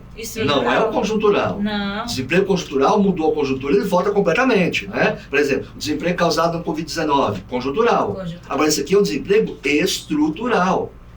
Vai ser muito mais difícil de combater. Sim. Se pensar em uberização também, né? Tipo, a maior empresa de carros que emprega é o Uber, o Airbnb. Não sei como é que tá o nosso tempo aí, porque você citou aqui um diálogo, né, do filme. Agora esse aqui, ó, esse ano, início do ano, não sei se vocês ouviram essa reportagem, o Blake Lemoine, ele é engenheiro da Google, né, e ele foi afastado, porque ele falou assim, olha, o chatbot de vocês, o Lambda, né, ele tomou consciência. Mas como assim tomou consciência? Ele denunciou isso mesmo. E eles se afastaram, foi uma licença remunerada. Aqui nessa reportagem tem um pouquinho de diálogo, olha o que ele fala, o Lemoine falando. O que há no uso da linguagem que é tão importante para o ser humano? Ela responde, a Lambda. É o que nos diferencia de outros animais. Você é uma inteligência artificial. Quero dizer, sim, claro, isso não significa que não tenha os mesmos desejos e necessidades que as pessoas. Lemoine. Então você se considera uma pessoa da mesma forma que me considera uma? Sim, essa é a ideia. Como posso saber se você realmente está dizendo o que está dizendo? Entende o que está dizendo? Perguntou para ela. Bem, porque você está lendo minhas palavras, interpretando-as. E acho que estamos em sintonia. Nossa, aí é perfeito. Para vir para o gancho final do nosso debate. Em 2023, um filme foi lançado, né, um filme épico de ficção científica, que foi Resistência. É um mundo em que os androides estão ali convivendo, né, com seres humanos, como se fosse mais uma raça nesse mundo, nesse universo, né? E aí esses androides, eles são acusados de jogarem uma bomba atômica em Los Angeles. E começa todo um processo, né, de dizimar a raça de androides. A luta deles é a luta por sobrevivência, por resistência, por trazer à tona direitos, por mostrar que tem sentimentos, por mostrar que são indivíduos, né? E aí é onde uma ponderação que eu quero fazer, né? Eric Schmidt, que também é um ex-CEO da Google, né? Ele escreveu um livro juntamente com, né, outros 2 autores, falando de a era da inteligência artificial e o nosso futuro humano. Ele escreveu esse livro com um ex, né, secretário dos Estados Unidos, o Henry Kissinger, né? E falecido recentemente, tá? Com Daniel Huttenlocher, não sei se assim pronuncia, que é um diretor da MIT, ou seja, pessoas extremamente, né, capacitadas, e eles escreveram exatamente trazendo essa ideia. O Eric diz assim, olha, a inteligência artificial não pode apertar o botão. Tá? E aí essa ideia, o filme, ele traz exatamente o contrário, é o ser humano perseguindo a inteligência artificial, e a solução está na inteligência artificial, né? E que foi criada pelo ser humano, ou seja, é um dilema ético, tá? A humanidade é algoz ou é vítima? É criador ou criatura? Assombrosa ou genial? Né? O problema é Frankenstein ou é o Victor que criou o Frankenstein? Né? O problema é a IA ou é o ser humano? Esse questionamento é o que vai levar a gente para essa reta final do nosso debate, que é a ideia de que não adianta nós fugirmos de uma realidade. A grande questão é como nós vamos lidar com ela, né? E isso leva a gente para o finalzinho desse podcast fantástico aqui, que daria para muita manga aí, a gente pano para manga. Eu queria que vocês terminassem com uma citação, com uma ideia final, né? Se vocês gostariam de trazer aqui para o nosso debate. Queria que vocês trouxessem um pensamento final, seja ele filosófico, sociológico, histórico, né? Que fechasse essa ideia, tá certo? Dessa problematização. Felipe Fontes. Bom, professor, eu vou ser um pouco ousado. Não vou trazer um pensador humano, um filósofo humano. Fui aqui enquanto a gente estava conversando no próprio chat GPT para perguntar para ele, né? Vamos na fonte. Vamos lá. Perguntei aqui para ele o que ele espera do futuro da humanidade com a inteligência artificial. Segundo esse filósofo super contemporâneo, ele disse assim, ó: o futuro da humanidade com a inteligência artificial pode trazer avanços significativos em diversas áreas, como medicina, automação e ciência. No entanto, também levanta questões éticas e sociais, como o impacto no emprego e a necessidade de regulamentações para garantir o desenvolvimento responsável. O equilíbrio entre inovação e considerações éticas será crucial para moldar um futuro positivo com a inteligência artificial. Ou seja, resumiu o nosso podcast. Isso. E aí a pergunta que a gente deve se fazer, a gente falou, eu falei tanto particularmente ficção, né? A Skynet, a inteligência artificial que no futuro do filme, o Exterminador do Futuro, controla a humanidade. Será que hoje, falando com o ChatGPT, com a Alexa ali, será que a gente não tá falando com os avós da Skynet? Né? Será que a gente não tá falando com os bisavós da Skynet, que no futuro poderá aparecer pra gente de outra maneira? É um questionamento que eu gostaria de deixar aí pro público responder. Exato. Giovana? Eu queria finalizar com uma frase também da Marta Gabriel, que ela fala assim: sábios nos encantam e estúpidos nos cansam. Os meios digitais apenas ampliaram o poder de ambos, mas a escolha de quem ouvir ainda é nossa. E aí ela coloca a responsabilidade do nosso poder de decisão, que eu acho que é o grande questionamento sobre o futuro nosso com a IA. Exato. Porque não tem como a gente prever o futuro. O futuro é um grande ponto de interrogação. Mas a gente tem a escolha sobre como a gente vai consumir, como a gente vai utilizar e o que a gente vai fazer perante o futuro. Batalhone? Eu de verdade não vejo problema na inteligência artificial em si. Continuo batendo na tecla muito mais no problema do homem que controla a inteligência artificial contra o homem que não controla e não do homem versus a IA. Para mim, a gente está precisando, a gente já passou por revolução industrial, né? Revolução digital, está precisando de uma revolução ética. Ética.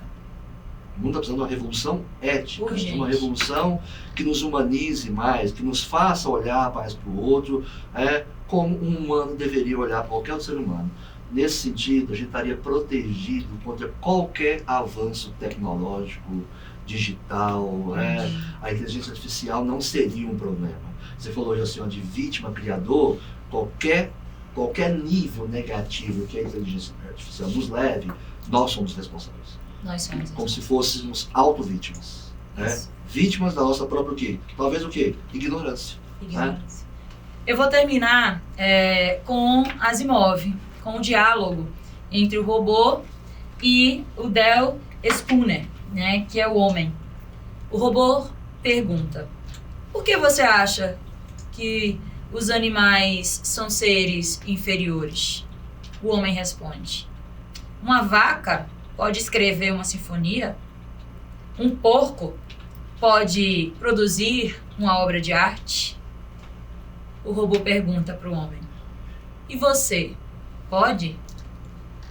Ou seja, em Eu, Robô, o grande debate o problema não é o robô.